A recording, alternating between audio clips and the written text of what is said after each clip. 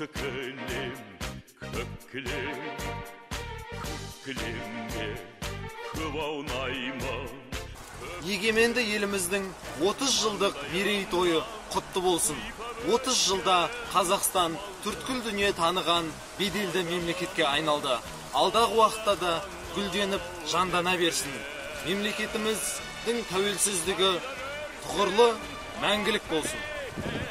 Құрметті отандастар, сіздерді келіп жеткен тәуелсіздігіміздің 30 жылдық мерейтойымен құттықтай отыра, сіздерге отбасыларыңызға бақыт, байлық, денсаулық тілеймін. Тәуелсіздігіміз мәңгі болсын. Поздравляю всех граждан нашей страны с 30-летием независимости Республики Казахстан. Ұлыбритания елінің Бирмингем қаласындағы болашақ бағдарламасы стипендиаттарының атынан мемлекетіміз Қазақстан Республикасы 30 жылдық Тәуелсіздігіміз тұғырлы, мәңгі болсын.